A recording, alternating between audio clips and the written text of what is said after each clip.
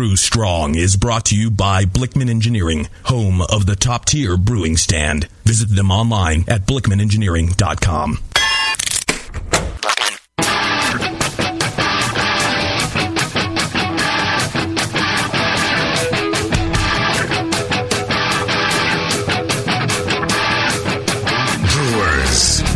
It's time for the beer radio you've been looking for.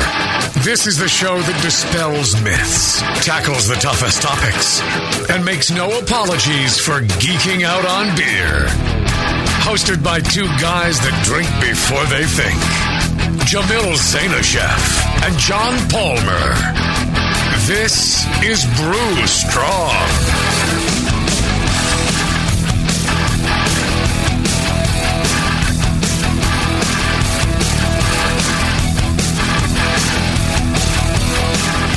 Hey, howdy, hey, my brewing brothers and sisters. Greetings, cretins. We're back with another episode of Brew Strong. It's been quite the adventure, hasn't it? It really has. It's been a fast month. Just flew by. Well, yeah, we had the NHC, had my road trip with Peter, all sorts of other things. We started selling Heretic beer. That's been a ball buster. I bet. Hey, I'm wearing my Heretic shirt right now. Sweet. Yeah, I'm drinking a Evil Twin. What do you know? But no, it's just been a crazy month. I had a great time at NHC. I don't know about you, but oh yeah, we always have a great time. Yeah, all that's the people. Yeah, it's just exhausting. Just exhausting. Well, and we got other events coming up. What do you have coming up soon here, John? Do you got anything in the immediate future? Or? Not in the immediate. My first thing coming up will be the Brewing with Blickman in August at Kevin Drake's house. Right. So we're going to do that August, 15th, 16th, something like that? Yeah, something like that. Yeah. Maybe around the 20th. I forget. Yeah, I can't remember the date. When Blickman shows up at my door, I know it's time to go do that. So we're going to go up to Tahoe. We're going to brew with Kevin, the winner of the brew with the two Johns and a Jamil thing. And then we're going to come down here, maybe swing by Heretic and give Kevin a little tour. And then we're going to come into the studio, and two Johns, Jamil, and a Kevin will be here for Brew Strong. I'm wondering, should we make the Menage a Brew an annual event? Menage a Brew.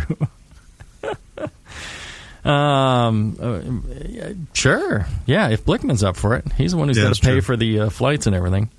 So, yeah. Next time we'll go to John's house. That would be fun.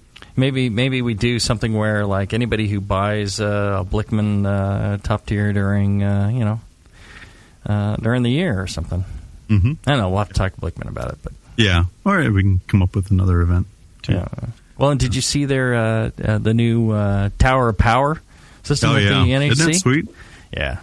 Now that's pretty awesome. I loved the thing I loved about it most was the burner, the auto start burner. So they had that modern technology that's in my same thing that's in my stovetop. That if it senses that the flame has gone out and it restarts it. Yeah. Oh, I love that.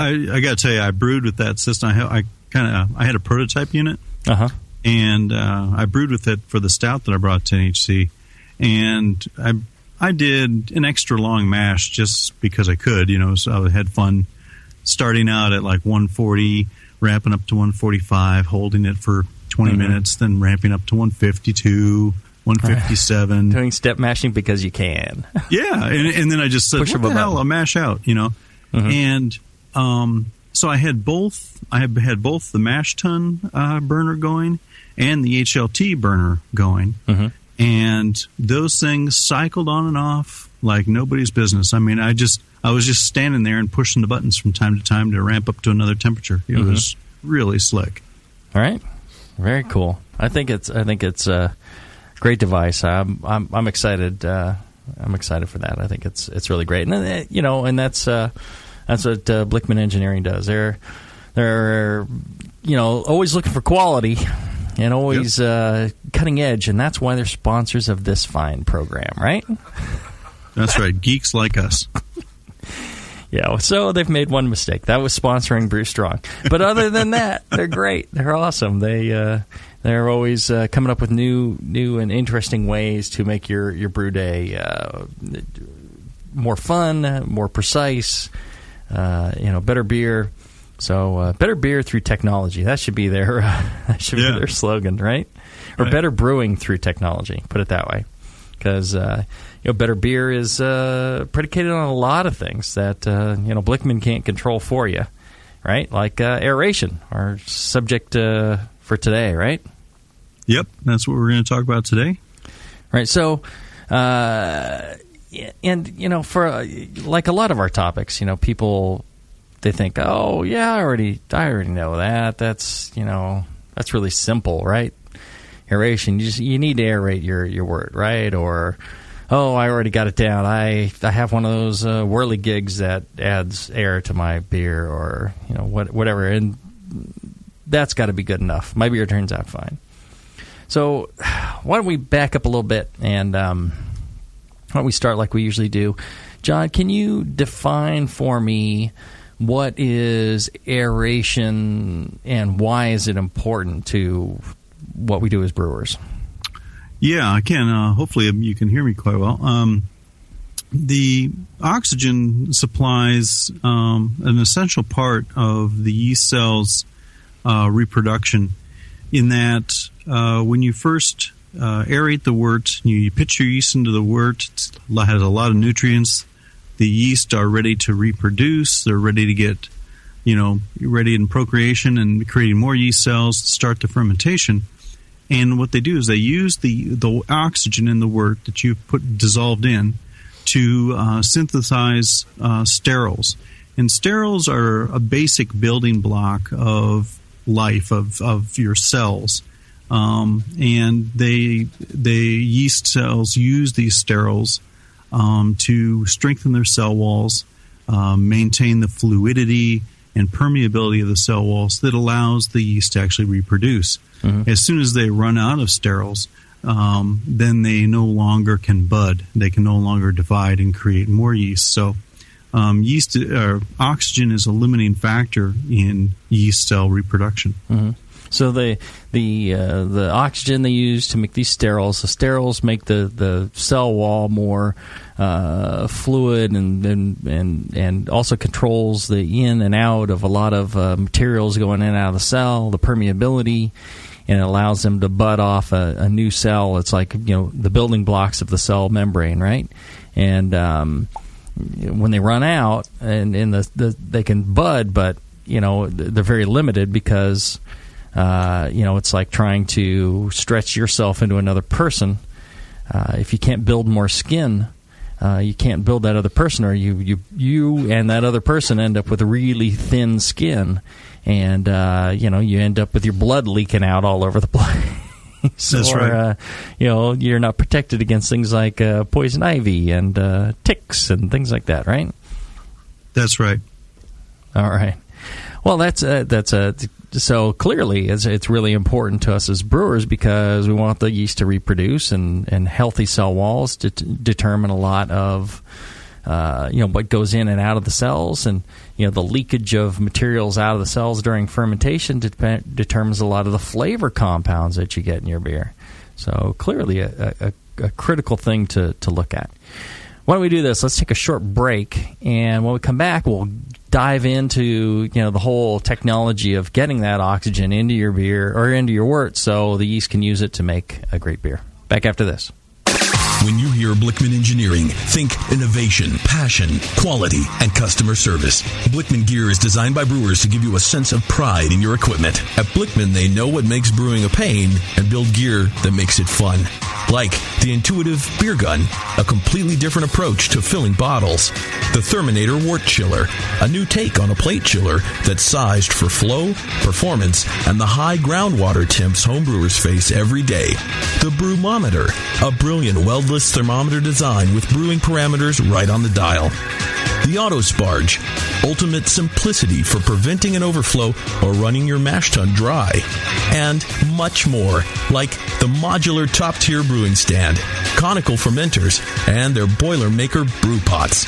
With more cutting-edge equipment coming soon, keep up with the latest from Blickman at blickmanengineering.com and stay on the cutting edge.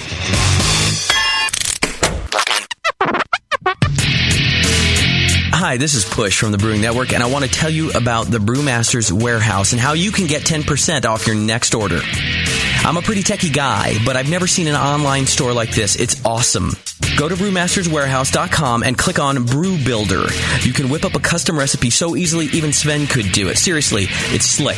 You can share your recipe with your own logo and notes to the Brewmaster's database if you want, and the best part, it keeps a running tally of the beer you're building while you're doing it. Then, bam, click Buy Recipe, and your cart is filled and ready to go with helpful suggestions in case you forgot something. This thing is amazing. Brewmaster's Warehouse is run the way a home brewer would do it, with great service, fast turnaround, and $6.99 flat rate shipping. Brewmaster's Warehouse and the Brew Builder blew me away. Check it out today at brewmasterswarehouse.com. I'm serious. And don't forget to put BNARMY in the discount code box for 10% off your order. Check out brewmasterswarehouse.com. Cheers. Downtown Joe's, located in the historic Oberon building in beautiful downtown Napa, California, offers an award-winning brew pub experience from 8:30 a.m. to 1 a.m. every day. For 15 years at the corner of 2nd and Main, Downtown Joe's has been voted Best Night Spot 7 times and Best Brew Pub for the last 4 years in a row. Brewmaster Colin Kaminsky's handcrafted ales, like his Tail Wagon Amber Ale and Double Secret Probation IPA, are the perfect accent to riverside dining, live music, and a relaxing outdoor patio. Don't miss the Beer of the Month, special rotating taps, and the BN Army Member Special. Wear your BN gear, get 10% off your beer. Visit downtownjoes.com to make reservations, peruse their extensive calendar of events, or just read more about their fantastic beers. Come enjoy the fine beer, food, and music. Downtown Joe's, the award-winning brew pub where you'll feel at home. A heretic is anyone who does not conform to an established attitude, doctrine, or principle. If you love craft beer, you're already a heretic. The very first thing we did when we started looking at the beers that we would brew, we got rid of all those recipes. We started from scratch. We've been pilot brewing the most creative things that we think of and the most interesting things. We've completely gone away from style. Heretic Brewing Company is opening this spring in Pittsburgh, California, and you can be a part of it. Visit hereticbrewing.com and facebook.com/hereticbrew. Get the latest updates on the brewery and upcoming beers. Show everyone how you celebrate great beer as a heretic. It's a fairly powerful word. Being a heretic, that means you're not settling for ordinary beer. You are going with flavorful, creative, bold, interesting beers. A heretic is looking for the best beers out there. Be a heretic. Don't drink ordinary beer.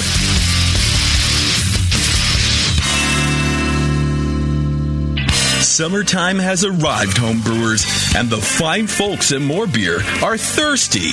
With the arrival of summer's heat, More Beer's got you covered with great deals on temperature control and some fantastic lawnmower beer kits. Renko and Johnson temperature controllers, thermowells, and thermometers, as well as light and refreshing beer kits you're going to love this hot summer. Stay on top of your homebrew's temperature and keep your kegs topped up too.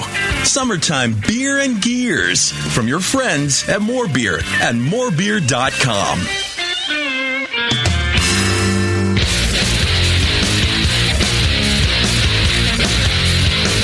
Back to the two guys that know how to turn beer into beer.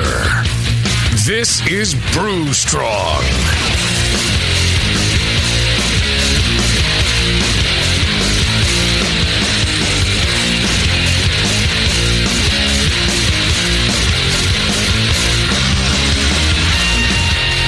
Woohoo! We're back. We're talking aeration. And as in oxygen, right? as in oxygen. Well, all right. So, probably most homebrewers homebrewers that listen to the Brewing Network, obviously, and the new crop of homebrewers that are coming up that seem to amazingly within like 6 months of starting brewing are winning Best of Show and things like this. I think they understand that oxygen's an important part of beer.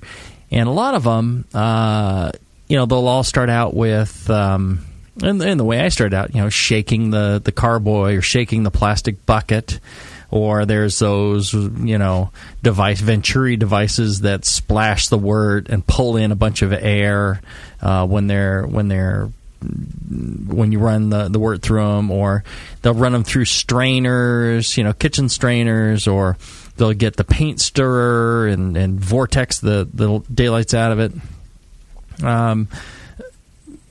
So the air has about 20% oxygen to it. Yes, that's right. And so, you're mainly just running your 20% of what you're really trying to get in there. So you would have to do 5 times as much to get that much oxygen in there. Is that how it works? Or you're limited by the law of partial pressure. So in other words, the percentage of oxygen that you can get into the wort in terms of it will match the percentage of oxygen that's in the air. Uh-huh. And the solubility of oxygen in wort is around 8 parts per million. Mm-hmm. So if you shake very vigorously or spray the wort as it enters the fermenter, from your chiller or your pump or however you're getting it in the fermenter, and injecting air that way. Mm-hmm. The best you'll do is about 8 parts per million. Mm-hmm. Well, and how much oxygen do we want in our beer in general? Let's say for the average ale, what kind of oxygen are we looking for? Well, fortunately, beer yeast evolved to prevailing conditions. So 8 ppm, it will work for most, ale yeast strains. Mm-hmm. And light, not light beers, but more typical beers, somewhere from 30 up to maybe 50 OG can get by on an 8 ppm oxygen level. Right. When you want to go to heavier gravities, so the typical homebrew beers or craft brew beers, you're gonna need more for those kind of fermentations. Yeah, you're probably going to want somewhere around 10, maybe 12 parts per million for higher gravity beers like 1060 or lager fermentations. Different yeast strains require different levels of yeast. And different levels of oxygen. Lagers in particular, but different particular yeast strains. Mm-hmm. Some like more, and some can get by with less. Mm-hmm. And so you get on your yeast manufacturer's website and look at their recommendations for dissolved oxygen levels. Mm-hmm. Think about the strength of the beer you're brewing, mm-hmm. and if you're brewing a beer that would like 8 to 10 ppm, but you're going to brew something that's 1060 or 1070, then mm-hmm. plan on that you need more yeast. Mm-hmm. And if you don't have more yeast available, you may need to put in more oxygen to encourage more growth to mm-hmm. get the level of yeast in the mm-hmm. Fermentation that you need for that fermentation to complete well. So oxygen level is also related to your pitching rate, correct? Yeah. So That's right. you're adding more yeast. It's like feeding a population of small children. They all need a juice box and apple slices. And if you add it's like more the Cheerios you scatter on the floor. JP loves my little analogies here. You end up needing to you add 30 more kids. You need to add 30 more juice boxes and 30 more apple slices. That's right. All right, so you're saying it's possible with these devices to get up to 8 ppm, but the thing that concerns me, the air is full of dust, And dust is full of bacteria and wild yeast. So if we are just, through a Venturi device or through a paint strainer or whatever it is, introducing outside air and pulling it in rapidly into our wort, are we not introducing a lot of bacteria and wild yeast? You are, yeah. So a paint stir in an open bucket is... Well, it may seem like a very effective way to aerate the wort, and it is, but it's got several downsides. One is that you're drawing in, potentially a lot of dust and bacteria and wild yeast that can end up, spoiling the beer. And by spoilage, we mean you may get a gusher type infection, wild yeast that eats up all the flavor in the beer.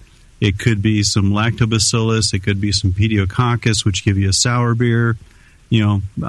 Basically unexpected results or unwanted results. The other thing with a paint stir is that, head formation relies on proteins, and while it's not, I don't think it's ever been conclusively proven, or at least the mechanism for the theory hasn't been proven, but basically we're working off the theory of foam only once proteins, where as soon as you make a bubble, the proteins responsible for that bubble are denatured. And so if you whip the crap out of it before fermentation, you're not going to have as much head retention in that beer after fermentation. Well, I think, didn't Bamforth do some work on that? Yes, that's true. I can't think of the title of the papers or the specific conclusions, but I believe he has worked extensively on that. Well, and that's, we did a show on head retention. I remember we were talking about how those proteins, they've used in forming that bubble, and then essentially that uses them up, and there's a specific range of protein sizes that are used for that.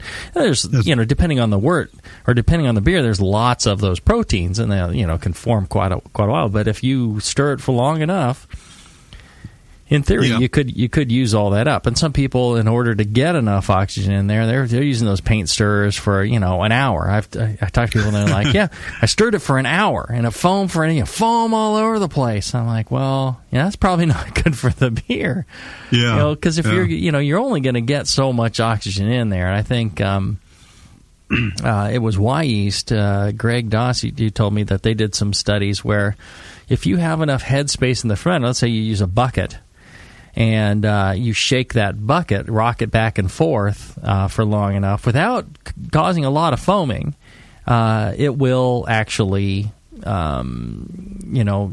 get up to 8 ppm. If you do it it'll reach equilibrium, right? And it's just, it's that surface area in the top of a bucket, the wort surface area is actually huge. People talk about bubbling, the stones, and, somebody sent me an email going, no, the contact area on the little bubbles is, huge, and, that's where all the oxygen is coming from. And I'm like, well, I remember, I used to be heavy into aquariums and growing plants and things in aquariums, and I saw some studies about how the stones and all that people put in their aquariums that bubble up and people think it's providing oxygen for their fish or whatever. It's actually not. It exchanges the surface area for the bottom water that's tends to be depleted of oxygen. It goes to the surface and picks up more oxygen on the huge surface that is the top of the aquarium, and that's why that works to help exchange oxygen. And it's the same thing in brewing. When you get into something like an oxygen stone, you fill that headspace of the fermenter with oxygen, pure oxygen, and then you have this large surface area on the beer, and then that will do it. You could actually just put the oxygen in the top and slosh it back and forth by rocking it, and get probably the same as using a stone. But I thought that was pretty interesting. Yeah, that's a good point. So, shaking, I think, but it gets back to that issue of having this unclean air in with your beer. Now, there is a way to use air and have it be sterile, right? Right. You use medical air filters and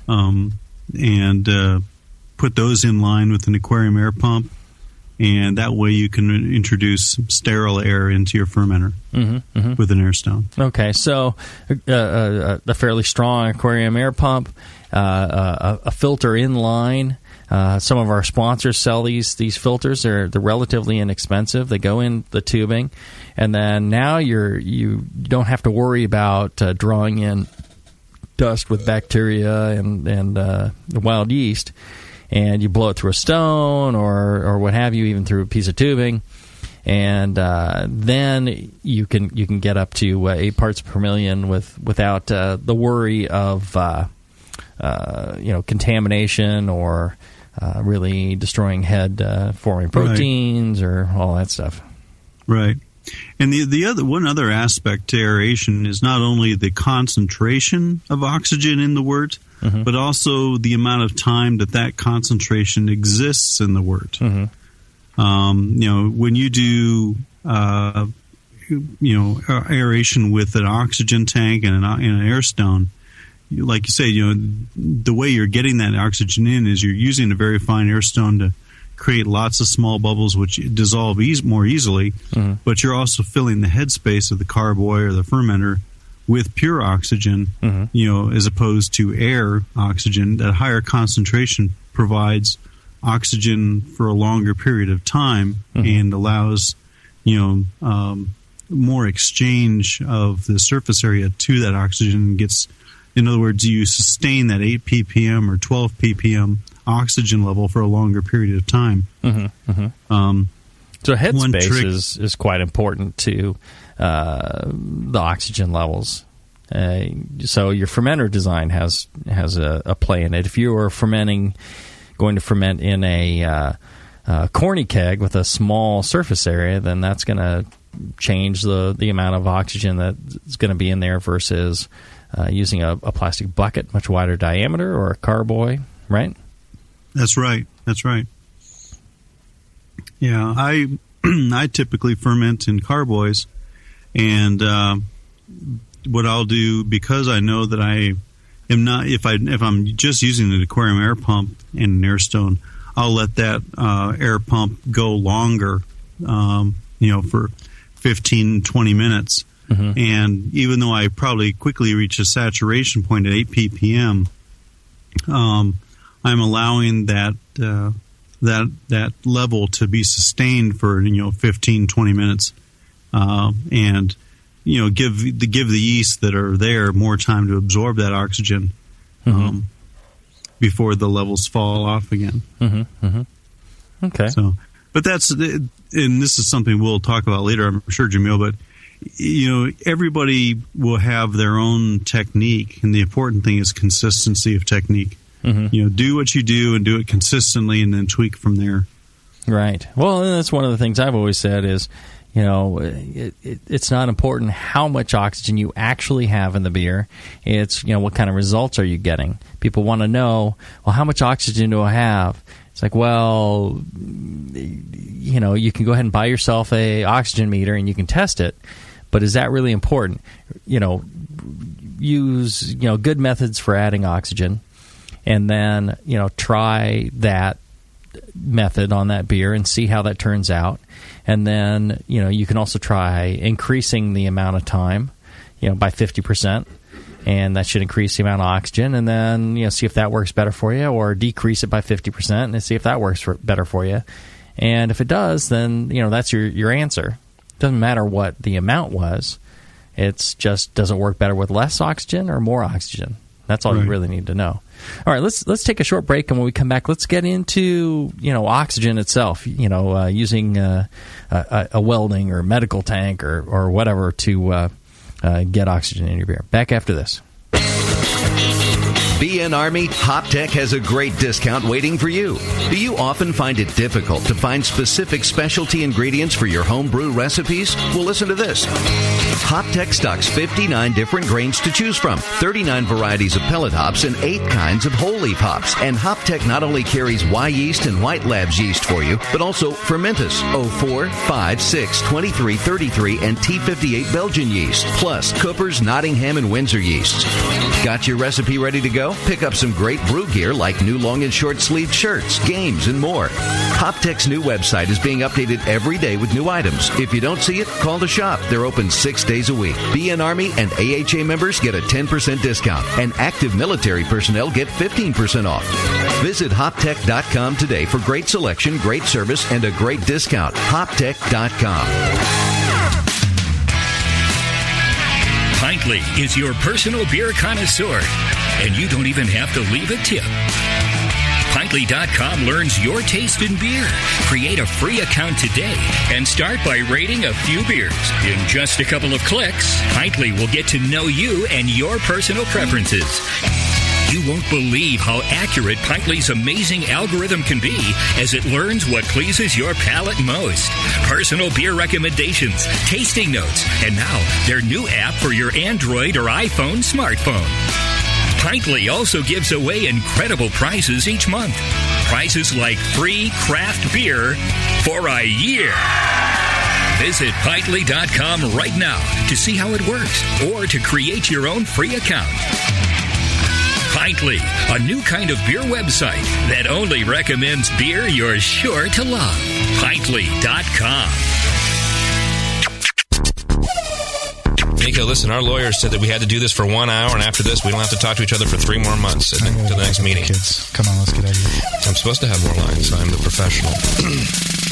Hey, it's Sully. And I'm Nico. And we opened the 21st Amendment 9 years ago at 563 2nd Street in San Francisco, just 2 blocks from Giants Park, to make great beer and have a great time doing it. That's right, because to us, the 21st Amendment is more than just the right to make beer. It's the right to experiment, to be innovative, and just do things differently.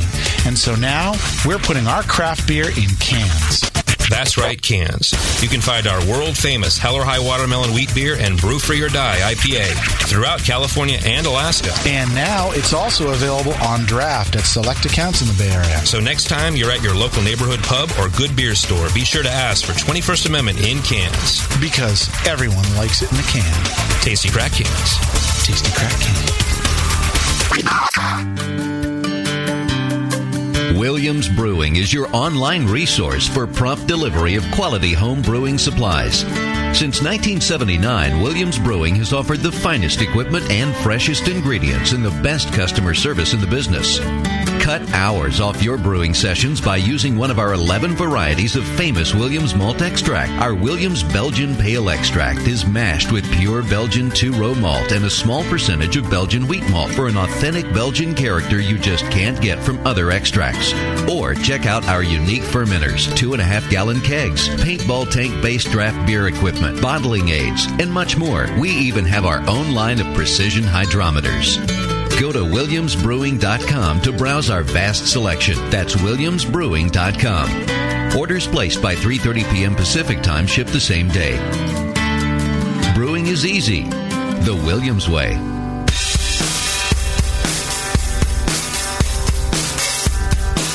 Back to your hosts, Jamil Zainasheff and John Palmer. Putting the testicles in technical. This is Brew Strong. Well, you know, I ran into a friend of ours from Beer by Bart, and she said, I love everything you guys do except for that testicles technical thing. I'm like, I don't really control that. She's like, well, I complained to Justin, but that's just gonna do. He's like, I don't know. I can appreciate that. But I'll tell you, this show is for all our brewing brothers and sisters. That's right. I hope we don't offend the wine guys, but Yeah, well, the hell with the wine guys and whiners. No, but women are some of the finest brewers I know are in the women division. the That's right. the BN Army. So yeah, don't let that stuff throw you. We love everybody, whatever your gender or orientation, doesn't matter to us. As long as you're into ales, lagers, we're good either way. As long as you're not oriented towards wine, I think we're cool. I think But mead's all right. It's all about the beer. It's all about the craft. Let's all find love on that level, and not battle each other on all the other subjects. I think live and let brew. That's my motto. Yeah. I'm busting up JP tonight. Yeah. He's enjoying my stuff. I don't know what's going on with you, man. You're on fire right now. I'm on fire. Yeah, I'm hot. live and let brew. Don't tell your mother. All those good mottos, right?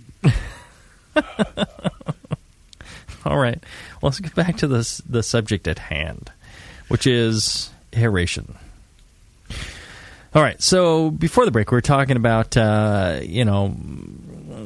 aeration using air, and again, you're limited to 8 or so ppm. The solution is what? Using pure oxygen, right? Right. So why doesn't or leaving that air on longer? But, well, again, there's usually there's a limit to air, brewers, right?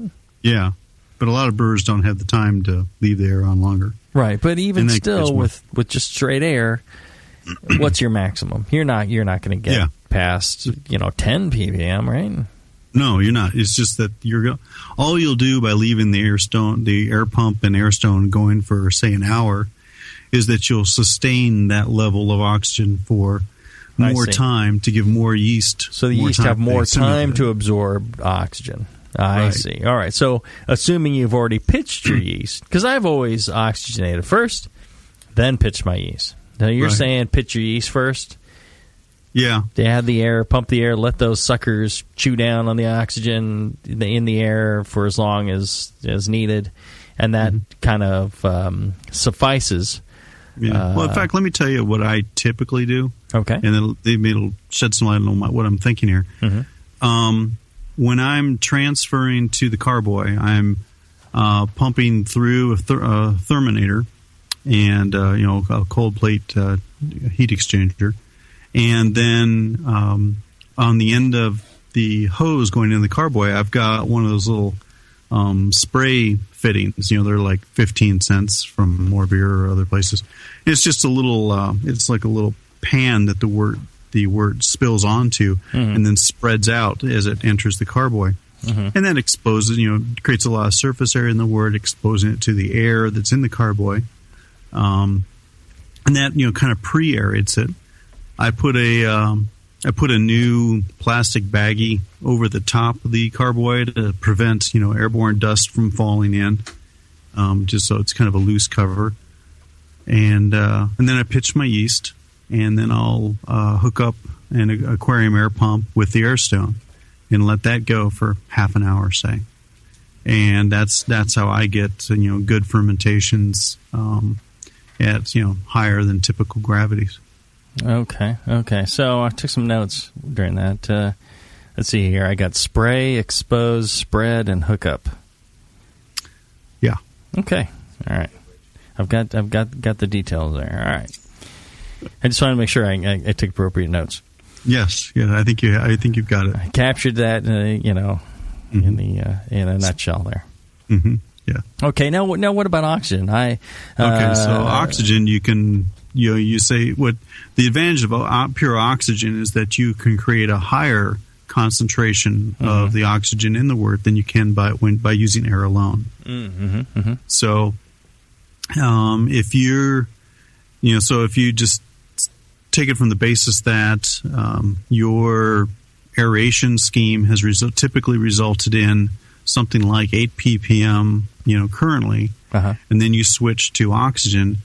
You have the potential to get 12 to 16 ppm, depending on how long you expose the wort to that pure oxygen, and depending on the beer the beer you're brewing and the yeast you're pitching, you may have as good or or better fermentation with that oxygen method than you do with an aeration method.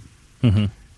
But it's because we don't know the exact numbers we're putting in, it's a little bit of a trial and error to find that sweet spot.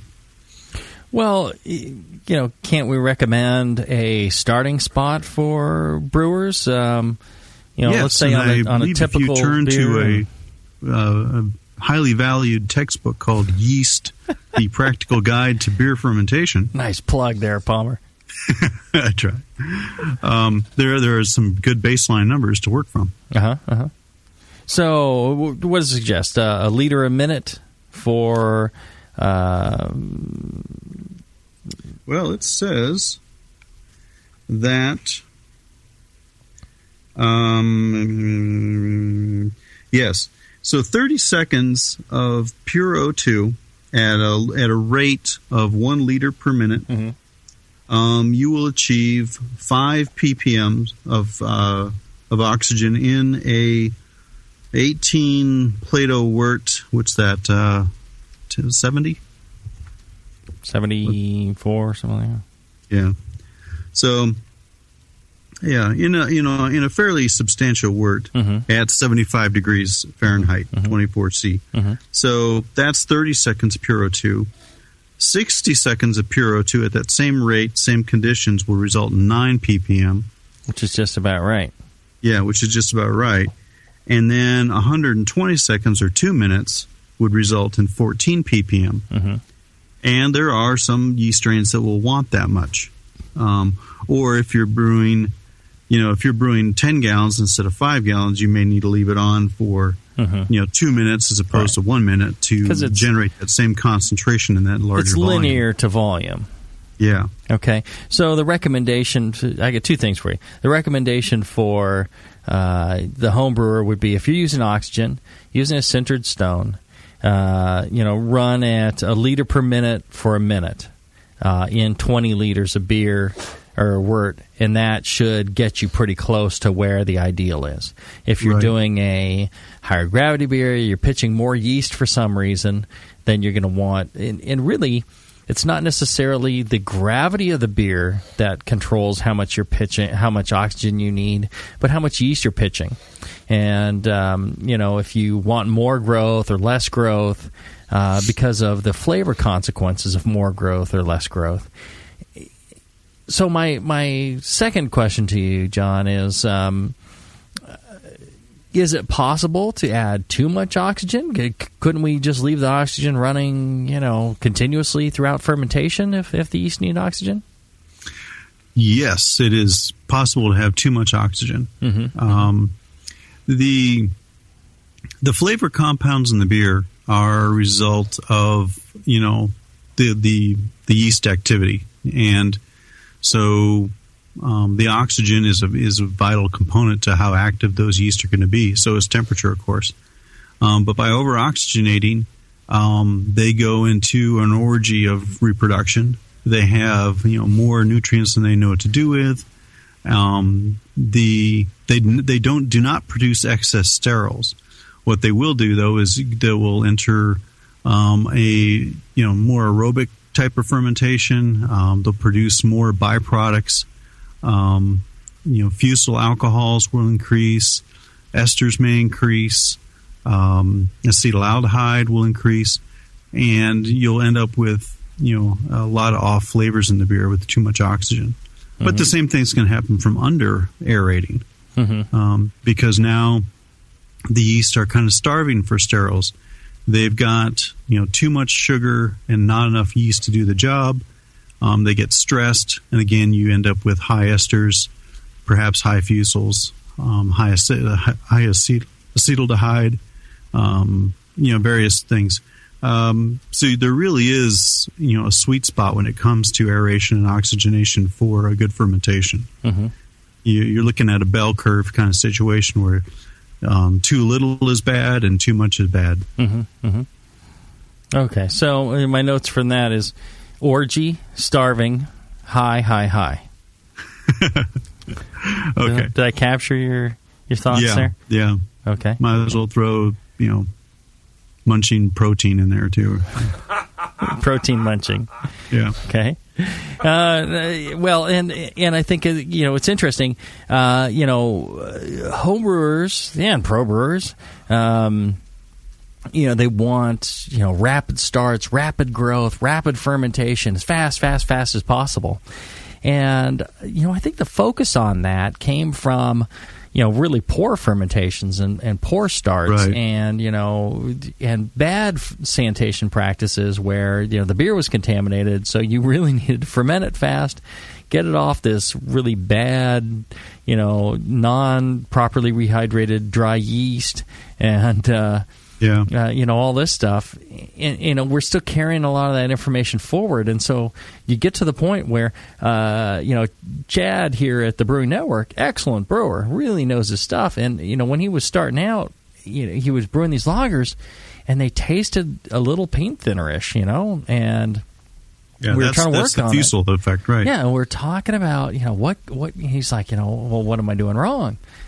And we went over everything, and this is, the only thing that stood out to me was he was doing 5 minutes of like 5 liters a minute oxygen, because you can't put too much oxygen in a beer, right? And, sure enough, that was the issue. And since then, I've run into others that have used too much oxygen and, caused this excessive growth and this real paint thinner kind of character. And so it's a real balancing act between the two. And, the same thing goes with these rapid starts. If people are pitching too much yeast, active yeast, lots of oxygen, it's great to get a nice quick start, but it's important to know that the growth phase of the yeast is important to flavor, and not too rapid, not too slow. Right. Like you're saying, it's a bell curve. If you do a rapid fermentation and the yeast drop off at the end and don't really finish up, there's a lot of byproducts that are created: diacetyl, acetaldehyde, all that stuff ends up in the beer. You end up with real green apple buttery kind of character to the beer. Right. And that's from being too aggressive on trying to provide the yeast with the proper character. And when I started out, I didn't know that. People were, it's like, oh, you have to do this, that, and the other thing. And my obsessive personality, I'm thinking, well, if a little is good, then more is even better. And I'd go crazy with the stuff. And really, really not great. Right. Yeah. I mean, the problems of over pitching, it took a long time to make themselves known to homebrewers, for people to understand what was happening. Mm-hmm. And lack of growth. Yep. Right. Yeah. It's interesting. It's balancing act, and then we get a lot of email from folks saying, well, then what's the correct amount? How do I, measure it so I know? And, unfortunately, unless you're willing to, spend the money on setting up a lab and doing all this stuff, or have access to that, it's very difficult to know for sure. And what you end up having to do is do it by taste. And, don't discount that, because, taste is a very strong analysis tool. Your own palate is very strong analysis tool. So, brew several batches back to back, try and keep everything the same, except for one factor like oxygen or pitching rate. Or, I did a lot of stuff with pitching rate. I did a lot of stuff with nutrients. I did a lot of stuff with various factors in the beer, and then taste them side by side and see if what you're doing is having a positive or a negative effect. And then you can get dialed in. You don't really need to know what the number is. You just need to know what your process is and control it. And I think it's really important to have control. If you can control the flow of oxygen or air into your wort, then the second measure is time. And if you can control flow and time, you have the ability to change it directly. Keep the same flow, but just change time. Do a minute or 2 minutes or 30 seconds or whatever it might be. Or if you're doing air, try 5, 10, 15, whatever it might be. And you should notice a difference in flavor in the beer. Keep your pitching rate the same. Keep the the wort the same, and the fermentation vessel the same, fermentation temperature the same, and you will see changes in that beer based off of that. And you will know then the effects of oxygen levels, and you can say later on, the first time you brew a beer, you'll taste it and you'll say, this might be a little too much oxygen, or it's not enough oxygen. And you kind of get used to what character you achieve from under or over oxygenating a beer. So so real interesting. Yeah. Yeah. At the same time, you make sure that you don't change your yeast starter practices. Keep that consistent, because if you make a starter this time and don't make a starter next time, but instead add 2 tubes versus 1 tube with a starter, that's going to change how those yeast take up the oxygen and ferment. So changes your pitching rate. Yeah, absolutely. It's a different beer. How many kids you have looking for juice boxes? Yeah. Whether you put on the white cape or the black cape. Oh, speaking of which, white cape or black cape, one of our sponsors is AdamandEve.com. Ah.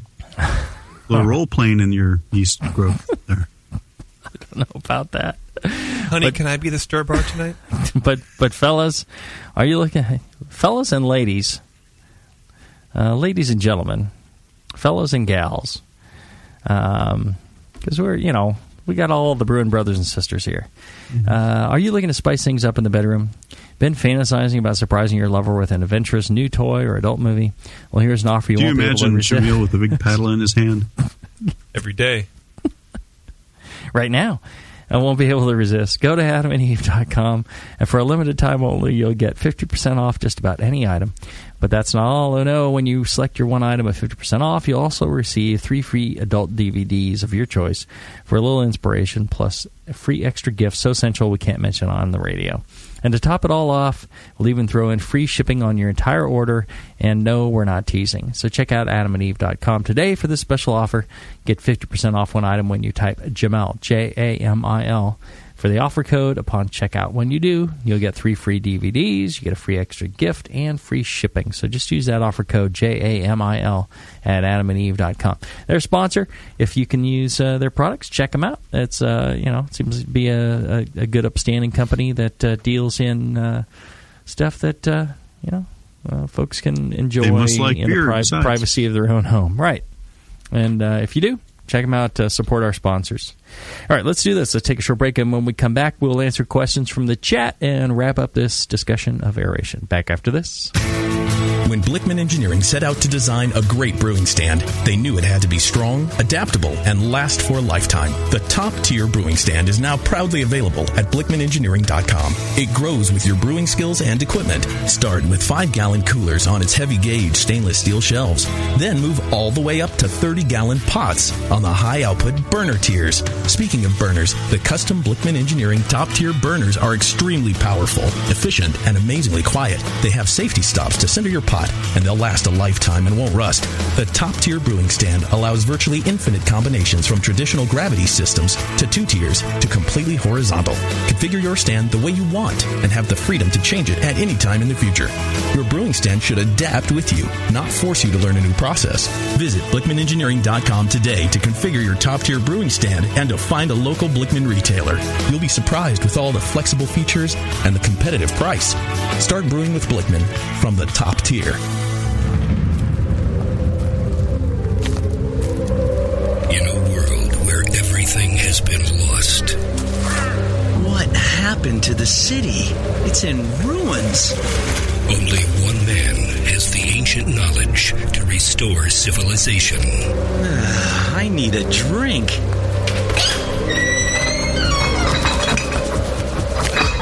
Oh no, the liquor store's been ransacked.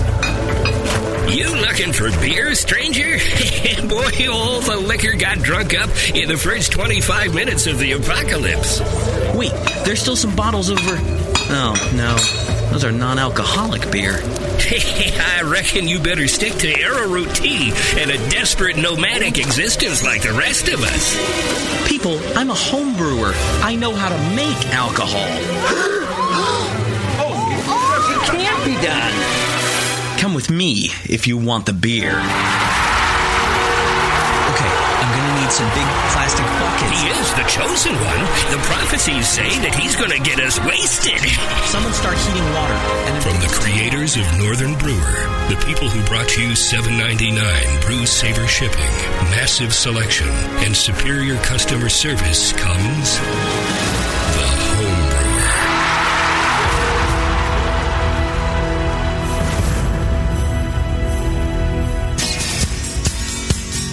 Hi, I'm Jamil Zainasheff, and in addition to my work on the Brewing Network, I write the Style Profile column in every issue of Brew Your Own magazine. Hi, I'm Sean Paxton, and when I'm not prepping for the Homebrewed Chef on the Brewing Network, you can find me writing articles on how to cook with your homebrew for Brew Your Own magazine. Greetings, cretins. This is John Palmer, and when I'm not writing for Brew Your Own, I'm reading it. John Palmer, Sean Paxton, Jamil Zainasheff. If you love listening to them on the Brewing Network, you'll love reading their articles, tips, and recipes in the pages of Brew Your Own magazine. Join Jamil, John, and Sean 8 times a year in Brew Your Own. And when you subscribe to BYO on the Brewing Network website, half of your subscription price goes right back to the BN to support great beer and food programming. So sign up for Brew Your Own magazine through the BN website today so you can listen and read your way to better homebrew. Hello? Hey, Drew, it's Push. You want to do some lunch? Oh, can. I'm reading something important. What? Hello? John, it's Push. Hey, this is John, and I'm busy reading right now, so please... What is going on? This is Sven. Hey, you busy? Yeah, I am. I'm reading Gordon's new book. From Brewers Publications and the only homebrewer to win the coveted National Homebrew Competition Ninkasi Award 3 times, comes a complete look at technical, practical, and creative homebrewing. Brewing Better Beer by Gordon Strong. What sets this book apart is its insistent focus on what's important for the homebrewer. Like a great beer, it's extremely well balanced. A mix of technical, practical, and creative advice that, if taken to heart, will make your beer a whole lot better. You'll learn Gordon's techniques and philosophy, recipes and tips to take your homebrew to the next level. Brewing Better Beer, master lessons for advanced homebrewers. Proudly available now from Brewers Publications.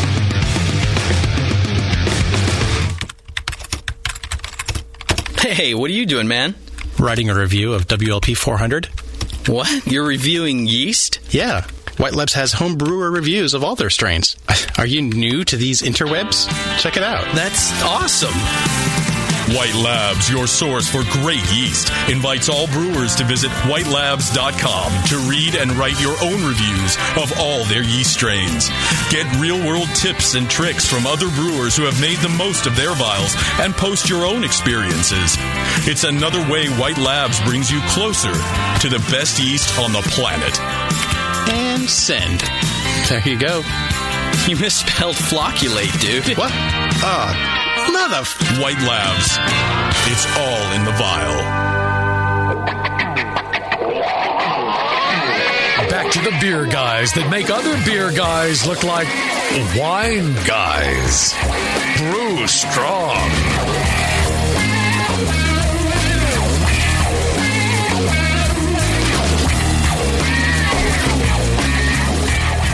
All right, we're back. We're going to wrap up the show talking about aeration.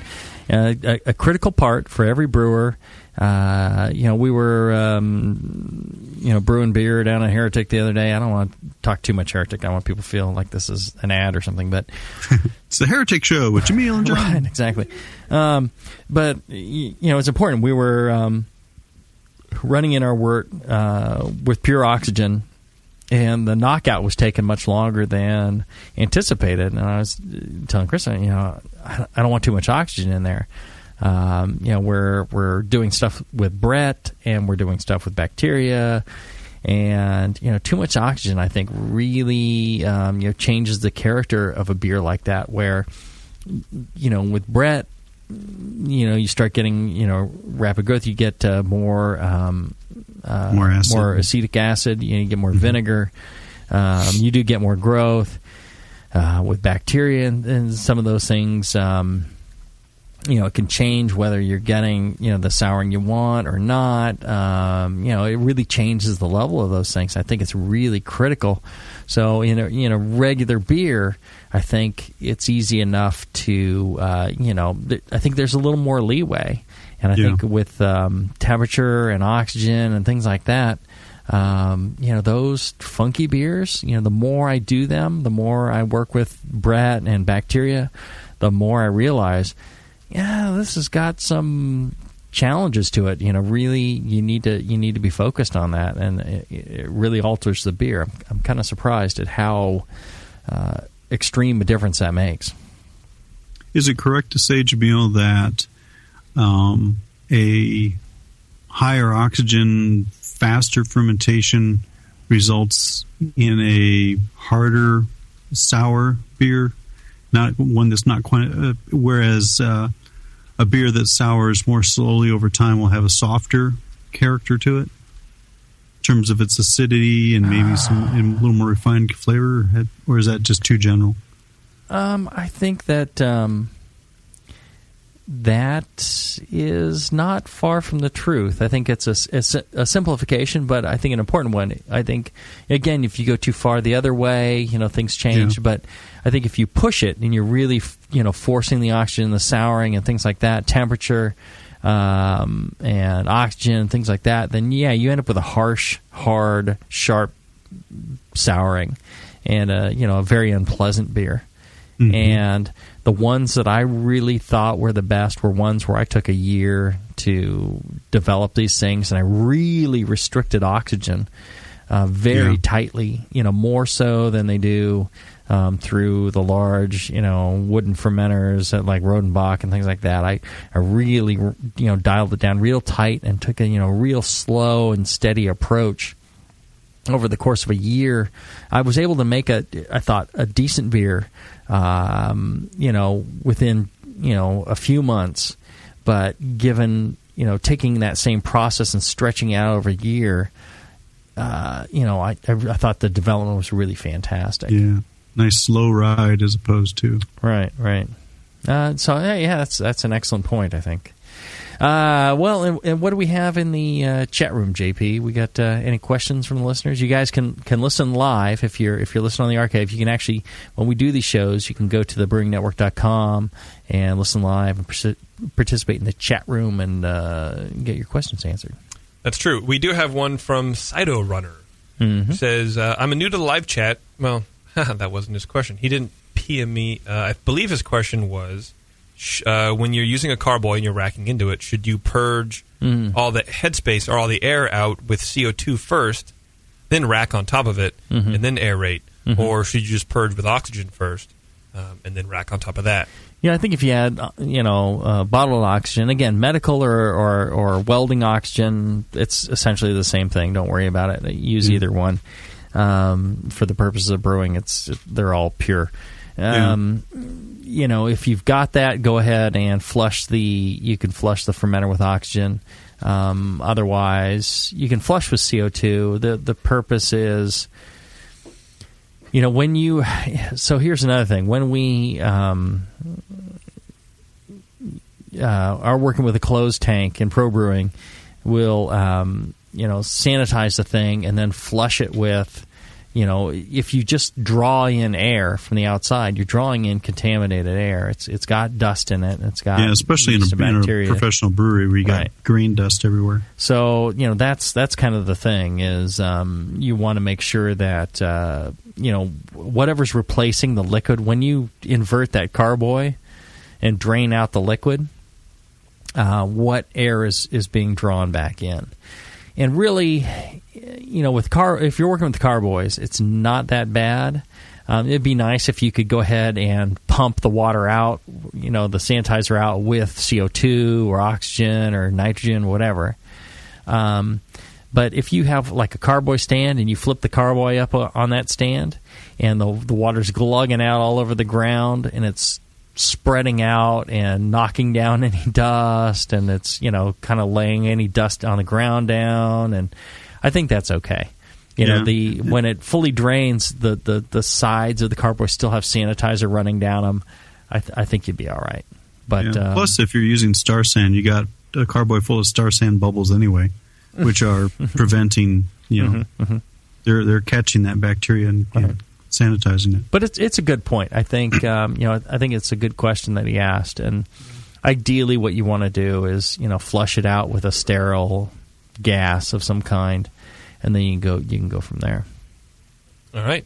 Kiva Kid in the chat also has a question about an oxygen meter. He says if he doesn't have a meter to measure O2, is there a practical way to eyeball the 1 liter per minute rate? No, buy yourself a flow meter. Don't try and. I mean, you can go ahead and visually. So the trick is not to. You don't even need to know that you're doing 1 liter a minute. What you need to know is that what it looks like if you can be consistent in your application of O2. The amount of bubbles that are going into it right now, I can reproduce that every time I brew. Right? If you can do that, then you can use your watch and say, oh, this flow of bubbles for 30 seconds, this flow of bubbles for a minute, this flow of bubbles for 2 minutes. Right? That's how you'll accurately measure. The problem is, as the pressure in the tank drops, or your stone gets clogged, or the wort's thicker, or whatever, that those bubbles. It's difficult to monitor the flow of bubbles. So ideally what you want to do is get yourself a little flow meter. You can either get a flow meter or a flow regulator. Which are like a little plastic tube with a little plastic bead in it that rises up. Right. You can get either. You can get those on eBay. They sell them used all the time. Is there a source that you guys would recommend for flow meters and eBay and O2 meters? eBay. Yeah. Any brand you should look out for, or just kind of something, whatever fits in your price range? Right. Okay. Yeah, and they sell them all the time. Just, on eBay, they'll come with an attachment for a medical oxygen tank or for a welding tank. So you can always replace the connection, but, if you can just find one that has the connection you need, that's just less hassle. But... yeah, I usually use the little Burns-O-Matic yellow oxygen tanks. Mm-hmm. Those are fine. They just tend to be expensive in the long run. You can get yourself a welding tank, and then get yourself a used flow meter on eBay. Then you can say, okay, I'm flowing at 1 liter a minute or 2 liters a minute or whatever it might be for X amount of time. Then you've got it very consistent. That's true. And, that's really the best way to go. And then it doesn't matter how much is in your beer. You'll just adjust by flavor at that point. All right. Blobber Gleeby Glooby Globby Gleeby Glop in our chat room, our Canadian friend, quote-unquote friend. He says, does it matter if I pitch then aerate or aerate and then pitch? So when is it best to add the yeast? Before or after you aerate, or does it really matter? Well, I think as John was mentioning, if you are aerating with air and you've got a higher pitch rate or something like that, or this high gravity beer, maybe you want to pitch first and let those oxygen absorb the oxygen as long as they can until you feel it's right. Or if you're using pure oxygen, you can oxygenate first and then pitch your yeast. What would you do, John? I usually pitch first, or I'll pitch shortly after I start filling the carboy, and then that way I feel that the yeast are getting exposed to sufficient oxygen for a longer period of time. Because I tend to use aeration only with air pumps and air stones. So, well, see, now that's interesting because I've always done the opposite. I've always oxygenated first and then pitched the yeast. And I think the reason that I have is because it is possible to have a high enough level of oxygen that becomes toxic to the yeast. Yeah. So I've kind of been, hesitant on that, but probably not really a significant worry. Right. I guess if you're trying to err on the side of caution, if you're using air, then you can pitch first. If you're using oxygen, then you should pitch second. That may be a good rule of thumb, or just a cautious way of doing it. Okay, great. San Diego Matt, also in the chat, asks, what do you guys think about putting your stone in a piece of hard plastic tubing rather than a piece of flexible tubing so that you can easily move the stone around while aerating? So you can wave your wand in the wort. Yes. Where do you like to stick your stone? Should it be John? rigid or should it be limp? You know, with a limp tube, I'm always still able to swing my stone around the bottom of the carboy. Well, you're a professional now. Right. Of course Yeah, you give it, you can twist that limp tubing around. It's in the hip. And it swings. Yeah. Well, I end up swirling the carboy anyway. Just, even though it is a limp tube, that way I'm exposed more wort to the oxygen. And I think it really doesn't matter. As long as the stone is at the bottom of the vessel and pulling the under-oxygenated wort at the bottom to the top, that's where your gas exchange is really occurring. And I never knew that. Don't fill a carboy up to the neck, because you're gonna. One of the things I do on my sours, when I'm doing them home in a pilot batch, I will fill it up to the neck in order to limit the amount of oxygen that gets in. Mm-hmm. If I want more oxygen, I'll lower that level to give a bigger surface area and I get a lot more oxygen in. So, how does the pellicle fit into that then? Pellicle still will form, but it's a smaller pellicle. But the amount of oxygen you're going to get in is really limited by a smaller surface area. So the same thing on the beer. If you have a nice wide surface area, and you're getting oxygen up there, or air up there, that's where the exchange is happening. And our friend Push Eject in the chat room wants to know, since you're such a big fan of carboys, when are you going to start brewing heretic beer in carboys professionally? No, he didn't. He wants to know, now that you're pro, do you aerate? And if so, how is that different from home brewing? Oh, please. We're not going to answer that question. It's the last question I have. We use oxygen. Yeah. So, do you have a flow meter, or how do you? Well, how do you guys do it? I'm trying to win some auctions on eBay. So you guys stop bidding. You're outbidding me on some freaking flow meters that I want. And literally, I've got a bid in on a set of oxygen flow meters, and somebody outbid me, so I'm going to have to crank up my bid. I've lost on 2 sets. I'm like, I need some flow meters for the brewery, because at home I've got a medical regulator and it gives me the flow, but it's not going to fit on the tank that I have, and I still need my one at home. Do you lose because you don't hit the I'm amount, cheap. Or is that what it is, or do you just don't make it in time?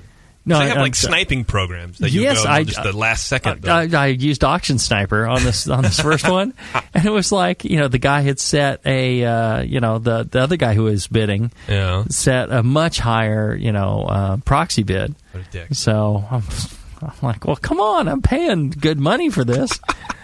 I want so right now we're just blowing it in for a certain amount of time at a certain pressure, but it's the wrong way to do it. You're really not controlling what you're doing, so I have some concerns over that. So as soon as I can get some flow meters in there, that's what I'm doing. We're all about controlling our process there. All right. Well, that wraps it up. If you get a chance, check out our great sponsors, especially Blickman Engineering. Oh, I didn't know if you wanted to play your out music or not. Sure, go ahead. I was trying to do that real subtle, like. It works. Not a problem. As soon as I start rambling on and I cut everybody off, then go ahead and dig that in there. And all you folks, go out, check out BlickmanEngineering.com. Blickman with 2 N's.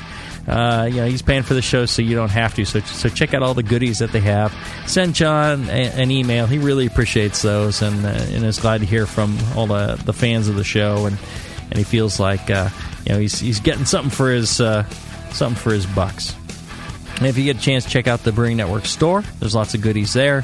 We got books, we got hats, we got shirts, we got sweat jackets. There's glassware, all sorts of stuff that you can spend your hard-earned dollars on. But it goes to support the Brewing Network and this show. So if you like this show, check it out. It's absolutely worth it.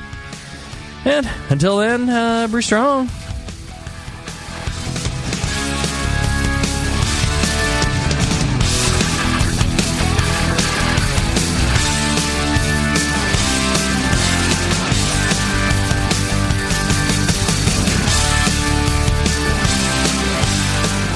All right.